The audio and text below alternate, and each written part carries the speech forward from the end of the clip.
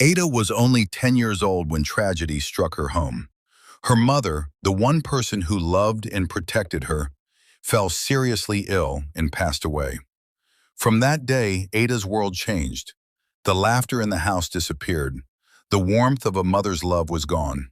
And though her father, Mr. Okiki, tried his best to care for her, the house was never the same again. For 2 long years, father and daughter lived quietly with the pain of loss. But then, everything changed once more. One day, Mr. Okiki remarried a woman named Mama Bose. At first, she seemed kind. She smiled sweetly. She spoke softly. And whenever Ada's father was around, she treated Ada like her own child. "Come, my daughter," she would say with a fake smile.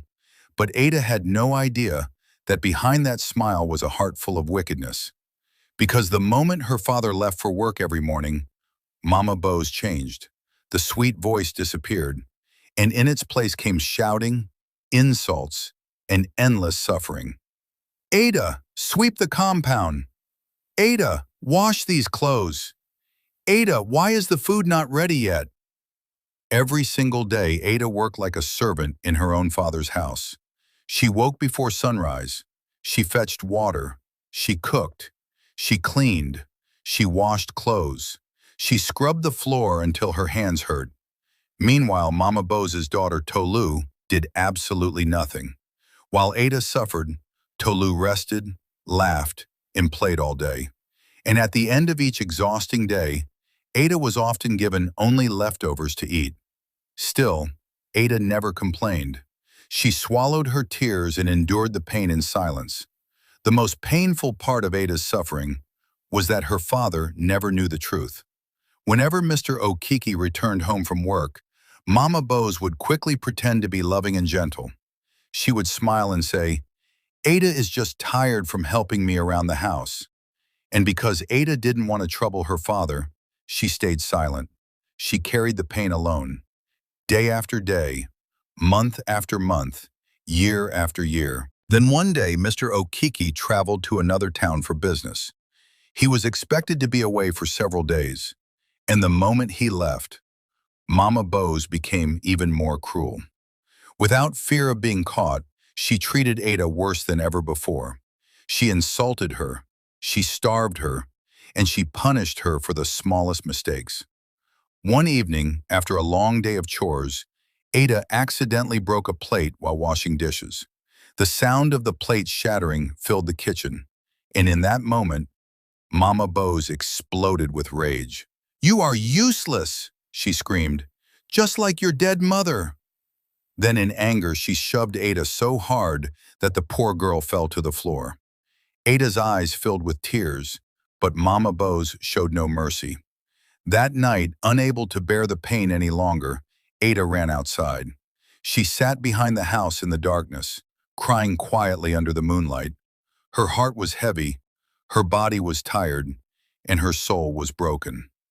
That was when an elderly neighbor, Mama Ifioma, saw her from a distance.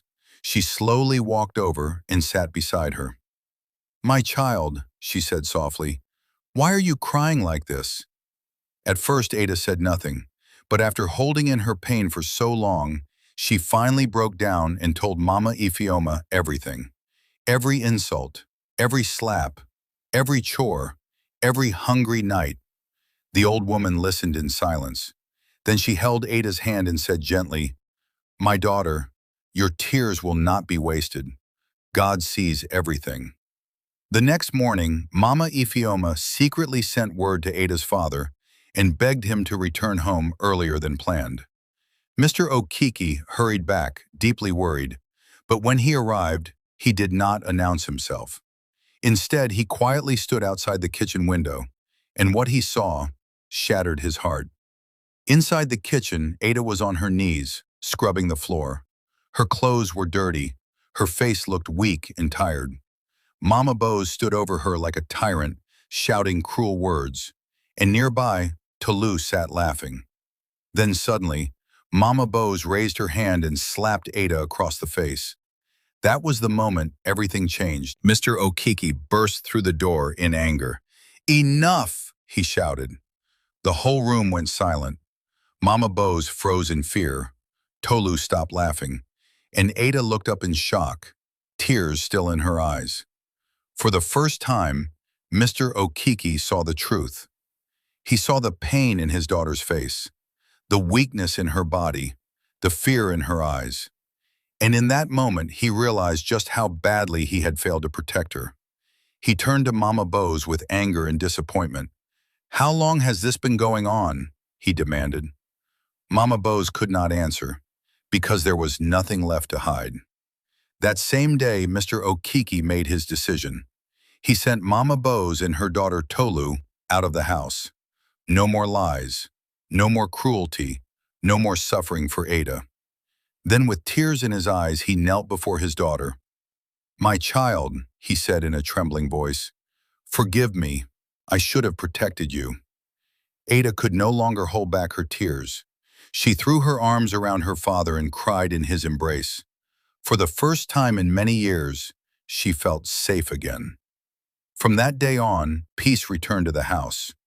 Ada no longer woke up in fear. She no longer cried herself to sleep. She went back to school. She smiled again. And little by little, her wounded heart began to heal. As for Mama Bose, the whole village remembered her not for beauty or pride, but as the wicked stepmother who lost everything because of her cruelty. Because one thing is certain, no evil stays hidden forever. One day, the truth will always come to light.